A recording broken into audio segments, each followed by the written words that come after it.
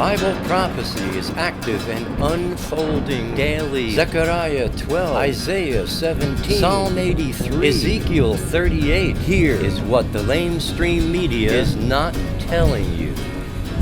Shalom, my friends. Welcome to this week's newscast. From the Hill, President-elect Donald Trump announced his pick of advisor David Friedman to be U.S. ambassador to Israel last Thursday on December 15th.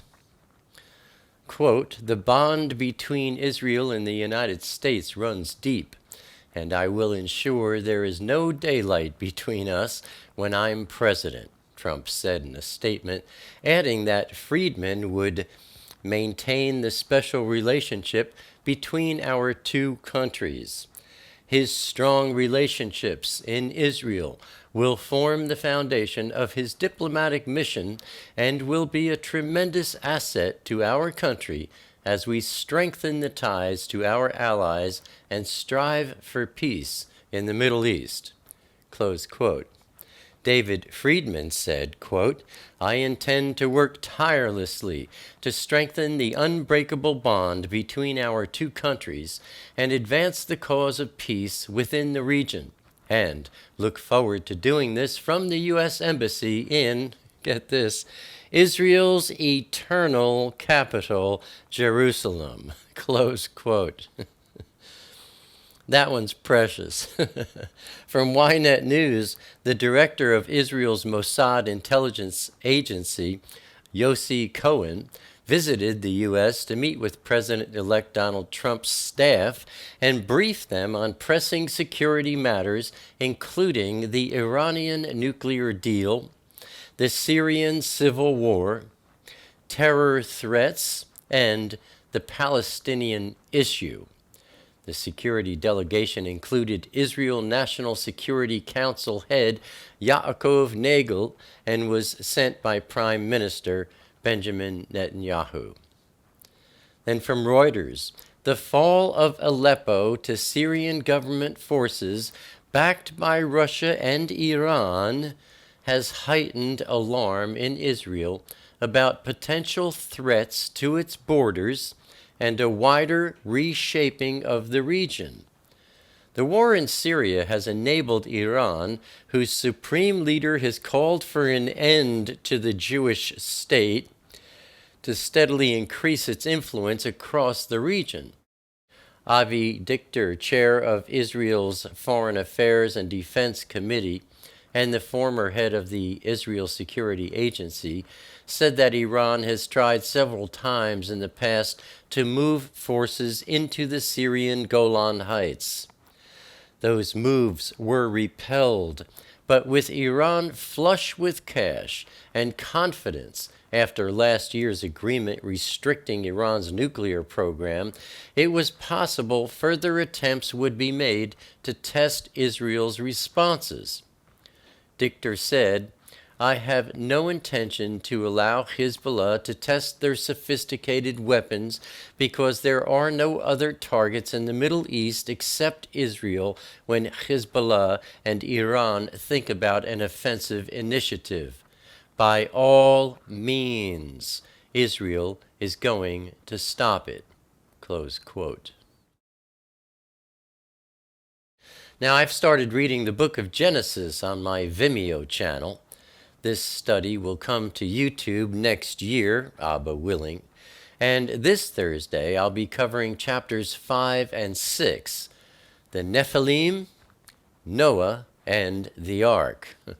This reading has a very special anointing on it, my friends, and I encourage you to join us over on my Vimeo channel if you aren't already with us. You'll see a link in the More Info section beneath today's newscast for the entire playlist of Genesis, along with another link to Trey Smith's epic 3.5-hour video titled Noah, The Truth is Bigger Than You Thought. Now, this, along with our reading of Genesis, especially in these early chapters, Trey's video is a wonderful complement and includes a lot of information That's very helpful. If you haven't seen any of Trey's video productions, you won't want to miss this one, my friends. His productions and delivery style are unlike anything you've ever seen before. Again, click the link beneath today's video in the Read More section. Turning to wars and rumors of wars, on Monday, December 12th, from ARA News, Syria, ISIS assaulted Syria's T4 military airport near Homs, breaching its defenses with mortar batteries and heavy machine guns, destroying at least 3 warplanes and capturing parts of the base. On Tuesday, December 13th, from Washington Post, the UN warned that dozens of people may have been executed in the Syrian city of Aleppo as pro-government troops seized what remained of the rebel stronghold. It appears that pro-government forces killed at least 82 civilians, entering homes and killing people on the spot, while others were shot as they fled. Under the weight of heavy airstrikes and a massive ground assault, rebel defenses in eastern Aleppo have crumbled over the last week. Now, from the Daily Beast, Aleppo experienced intense bombing of houses and apartment buildings on Tuesday, destroying so many that it was impossible to determine the death toll. A number of neighborhoods in the southern district are all now under regime control. The UN's top human rights official charged the U.S. and other countries with collectively wringing their hands in the face of the wanton slaughter of men, women, and children in Aleppo, and pleaded for the world to take measures to protect those fleeing the Russian and Syrian regime onslaught. The UN had received credible reports of scores of civilians being killed either by intense bombardment or summary executions by pro-government forces. Dozens of bodies reportedly litter the streets of a number of East Aleppo neighborhoods, with residents unable to retrieve them due to the intense bombardment and fear of being shot. Turning to our Intifada update, on Wednesday, December 14th, from Haaretz, a 21-year-old Palestinian stabbed an Israeli police officer in the Muslim quarter of Jerusalem's Old City before being shot and killed. From the Times of Israel, a gunman shot up a car driven by an Israeli woman with 2 children in the back seat near Ramallah in the West Bank, causing damage to the vehicle but no injuries. Photos from the scene showed multiple bullet holes on the side of the vehicle. Then on Sunday, December 18th, from the Jordan Times, 7 policemen, 2 civilians, and a Canadian citizen were killed, while 22 other civilians and police officers were injured when 4 gunmen stormed the Jordanian city of Karak. The 4 terrorists were killed.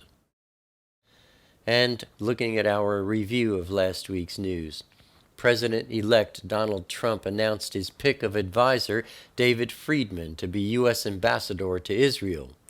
The director of Israel's Mossad intelligence agency visited the U.S. to meet with President-elect Donald Trump's staff and brief them on pressing security matters.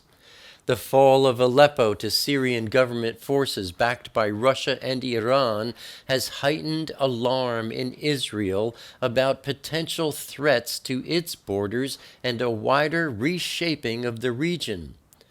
ISIS assaulted Syria's T4 military airport near Homs. The UN warned that dozens of people may have been executed in the Syrian city of Aleppo as pro-government troops seized what remained of the rebel stronghold. Aleppo experienced intense bombing of houses and apartment buildings, destroying so many that it was impossible to determine the death toll. A 21-year-old Palestinian stabbed an Israeli police officer in the Muslim quarter of Jerusalem's Old City before being shot and killed.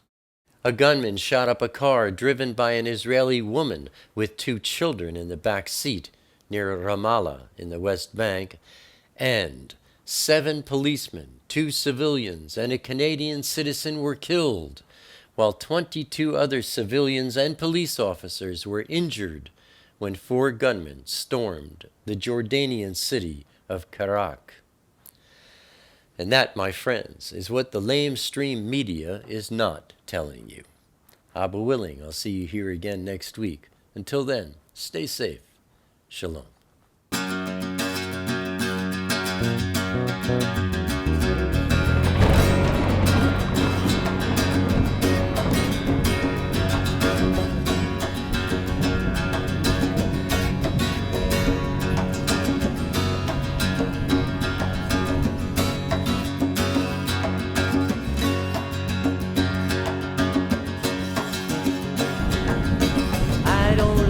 Crowded rooms, I need more space than I consume. Enough is time alone with you, underneath a naked moon, sharing confidential moods and making chatter. Mockingbird nocturnal sings notations of eternal things, entering the quantum breeze, flying not for want of wings. He lights his gaze on you and me, simply because we matter.